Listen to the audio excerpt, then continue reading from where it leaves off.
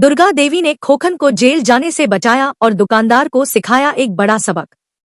आने वाले एपिसोड में दिखाया जाएगा कि जब दुकानदार अचानक खोखन को फोन करता है और बिना कुछ बताए उसे दुकान पर बुलाता है तो सभी वहां पहुंच जाते हैं। लेकिन किसी को समझ नहीं आता कि आखिर दुकानदार ने इतनी जल्दी उन्हें क्यों बुलाया, वह भी बिना मूर्तियों के। जब दुकानदार घर से बाहर आता है तो सबके होश उड़ जाते हैं। अहाना को भी समझ नहीं आता कि वह इतना गुस्से में क्यों है। तभी दुकानदार सबको अनाप शनाप बातें सुनाने लगता है और कहता है, तुम लोगों की वजह से मेरा बहुत नुकसान हुआ है। तुमने मुझे टूटी हुई मूर्तियां दी जिनकी वजह से मेरे ग्राहक नाराज होकर चले गए। यह सुनकर अहाना हैरान रह जाती है और सोच में पड़ जाती है कि आखिर मूर्तियां टूटी कैसे। लेकिन दुकानदार बिना कुछ सुने धमकी देता है, मेरे नुकसान की भरपाई तुम लोग करोगे, आज ही 5,000 रुपए देने होंगे। अहाना के होश उड़ जाते हैं। उसे समझ नहीं आता कि इतने पैसे वह कहां से लाएगी। जब दुर्गा देवी को इस बात का पता चलता है तो उन्हें शक होता है कि दुकानदार जरूर धोखा दे रहा है। वह कहती है, मेरी बनाई मूर्तियां इतनी जल्दी टूट नहीं सकती, जरूर इसमें कुछ गड़बड़ है। दुर्गा देवी खुद दुकान पर पहुंचती हैं और दुकानदार को सबक सिखाने का फैसला करती हैं।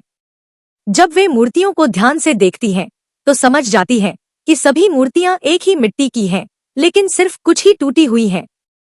तभी दुर्गा देवी गुस्से में दुकानदार को एक जोरदार थप्पड़ मार देती हैं। उसी वक्त पुलिस वहां पहुंच जाती है क्योंकि दुकानदार ने अहाना और खोखन के खिलाफ शिकायत दर्ज कराई होती है कि उन्होंने उसे धोखा दिया है। पुलिस खोखन को पकड़ने लगती है लेकिन दुर्गा देवी बीच में आकर रोक देती हैं। वह कहती है, मेरे बेटे का इसमें कोई दोष नहीं, सारा कसूर इस दुकानदार का है जो हमें फंसाना चाहता है। इसके बाद दुर्गा देवी सबके सामने दुकानदार की सच्चाई उजागर करने वाली हैं। अब सवाल यह है, क्या दुर्गा देवी अपने परिवार को इस मुसीबत से बचा पाएंगी और आगे वे अपनी मूर्तियां कहां बेचेंगी। उधर घर में हालात और बिगड़ जाते हैं। खोखन पर हर तरफ से आरोप लगने लगते हैं कि वही दोषी है।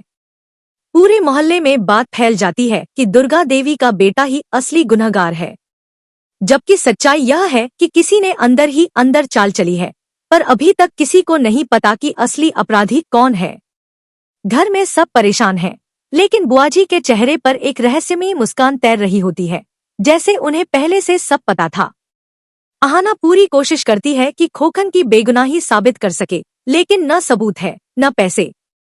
उधर दुकानदार पुलिस में शिकायत दर्ज करा देता है और कुछ ही देर में पुलिस दुर्गा देवी के घर पहुंच जाती है। पुलिस को देखकर पूरा घर डर से सिहर उठता है। खोखन को हथकड़ी लगाकर ले जाया जाता है और दुर्गा देवी बेबस होकर अपने बेटे को जाते हुए देखती रह जाती हैं।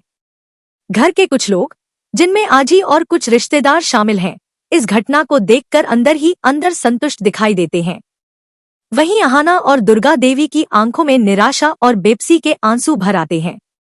जब अर्जुन घर लौटता है और उसे अपने बड़े भाई की गिरफ्तारी की खबर मिलती है तो वह गुस्से से आग बबूला हो जाता है। वह अहाना से कठोर शब्दों में कहता है, यह सब तुम्हारी वजह से हुआ। अगर तुमने घर में मूर्तियों का काम शुरू करने का सुझाव नहीं दिया होता तो आज हमारा परिवार इस हालत में नहीं होता।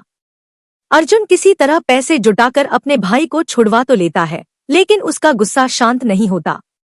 वह अहाना को इस सब का जिम्मेदार ठहराता है और घर से निकाल देता है। अहाना जब घर छोड़कर जाती है तो दुर्गा देवी के दिल में गहरा दर्द उठता है। उनकी आंखें आंसुओं से भर जाती हैं और वे सोचती हैं, क्यों किस्मत बार बार हमारे परिवार की खुशियां छीन लेती है।